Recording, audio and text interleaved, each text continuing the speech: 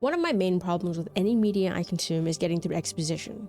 And to be fair, this is mostly a me thing. Exposition is absolutely necessary in a story, but if done wrong, it can just feel like a slog to get through, and it just feels like the characters are explaining to the audience and not actually communicating with the other characters or interacting with the environment around them. So why is it that the first episode of Buffy the Vampire Slayer is so engaging? For all intents and purposes, the first episode is essentially Buffy trying to navigate her first day at a new school. The entire episode takes place in a single day in Buffy's life, and they manage to keep the pace moving by having most instances lead to the next. For example, after Buffy is done in the principal's office, she has her first encounter with Xander, and when that's done, she heads to her first class where she meets Cordelia. After class, they seem to be making fast friends until they meet Willow and we see another side of Cordelia. After all of this happens, Cordelia mentioned a party that's happening later that night, which will come into play later in the episode. After Buffy and Cordelia part ways, Buffy heads to the library where she meets Giles with his giant vampire book. There are cuts to different characters like this vampire, and I have no idea what he's talking about, but I am curious to find out. The show is introducing us to a lot of different characters and ideas, and it left me intrigued the whole time. However, since the episode takes place in one day, this leads to a lot of talking between many different characters. We meet Xander, Cordelia, Willow, and Giles within the first half of the episode, and we learn a lot about them within all these interactions. One example of this is Cordelia. From first glance, she's very obviously the pretty and popular girl, but she seemed kind of chill within the first minute we met her, only to have that all turn around when we see her interact with Willow.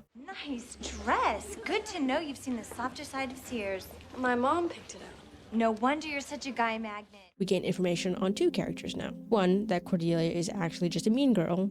To no one's surprise, but still. And two, that Willow is awkward, submissive, and clearly at the bottom of the social chain. Now, I know these are very basic character archetypes, but this is the show that originated in the 90s, and I'm more concerned with how the show wants me to learn about them rather than how basic an archetype they might be. It's one thing to have a basic concept, but what you do with it is more important. Let's talk about Buffy for a second. What's really interesting about our introduction to Buffy is that we get thrown into the middle of her Slayer journey. What I mean by this is that Buffy already knows she's the Slayer, and it's causing a lot of trouble in her life. Her conversation with the principal tells us that. Wasn't that bad? You burned down the gym. I did. I really did. But Now you could say, oh, well, they're telling us they're not showing. But given the fact that we are in the middle of Buffy's new life, it makes sense how they're going about this. Which brings us to exposition through a conversation. Buffy is the new girl, and because of that, both us, the audience, and Buffy are learning about all of these characters for the first time. Well, then we have Giles, who starts telling us a lot about Buffy and her Slayer duties, which once again makes sense because Buffy is trying her hardest to reject her responsibility. I was afraid of this. well, I wasn't. It's my first day. I didn't think there'd be vampires on campus, and I don't care. And Giles is there to remind her of her duties and guide her back on her Slayer path.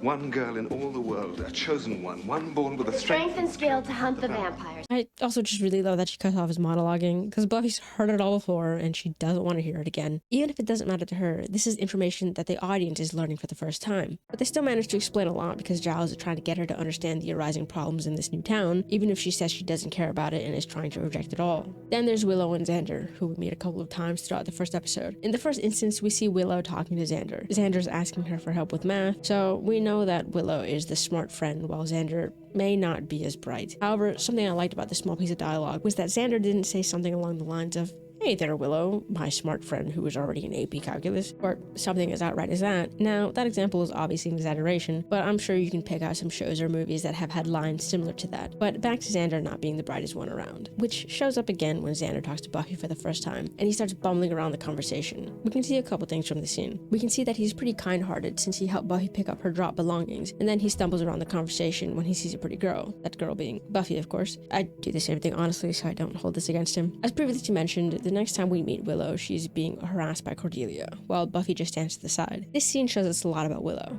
and subsequently Cordelia's personality and social status. But fast forward to the party that happens later that night. Buffy and Willow meet up once again, where they're just talking to each other and having a conversation. And while they talk about themselves, we, the audience, learn about them as well. I don't actually date a whole lot lately. Why not? When I'm with a boy I like, it's hard for me to say anything cool or witty or at all. However, once again, it makes sense. These characters literally know nothing about each other, so asking each other questions is something that would normally happen in real life. Now I want to talk about Angel, because he just pops in at one point, talks cryptically, and then leaves. Go Angel, give us nothing. No, I'm just kidding. This introduction to Angel leaves a lot of mystery surrounding the character and the whole situation arising in Sunnydale. Is he on Buffy's side, or is he with the enemy? At this point, I'm more apprehensive of him, and I'm pretty sure the show wants me to be. But it's only episode 1, and I'm already intrigued, and I want to learn more. Who are you? Let's just say I'm a friend. Yeah, well, maybe I don't want a friend. I didn't say I was yours. Like, Angel, what does this mean? Come on, man. She's new here, and you're just confusing her even more for no reason. But honestly, if there's another thing that I love about the scene, it's that it does showcase Buffy's capability as a slayer, and how she is not even scared of the situation, even when Angel says something like this. I know what you're thinking. Don't worry. I don't bite. I feel like I've talked about everyone else besides Buffy at this point. We really do learn a lot about her as a character, whether that be her reluctance to her slayer duties or the fact that the only thing she wants to be is a regular teenage girl. But still knowing that there are bad things happening, there's a draw for her to do something, because if she can save a life, then she will. We even get her life philosophy. Seize the moment, because tomorrow you might be dead. And as cliche as it might be, it still tells us a lot about her and what we can probably expect from her growth and development moving forward. Honestly, throughout the first episode, I realized Buffy reminds me a lot of Usagi from Sailor Moon. Someone who is reluctant about their destiny in the beginning and will complain about only wanting to be a normal girl and why can't this chosen fate be for someone else, but they'll still do whatever they can when they know someone is in danger. And honestly, Usagi is one of my favorite characters of all time, so it's no wonder I have a soft spot for Buffy too. It's been a long time since I watched the full series for Buffy the Vampire Slayer, but after rewatching the first episode, I can appreciate how captivating it was, and how it kept me wanting to watch more. Because after this monologuing vampire and a to be continued screen, I just had to play the next episode.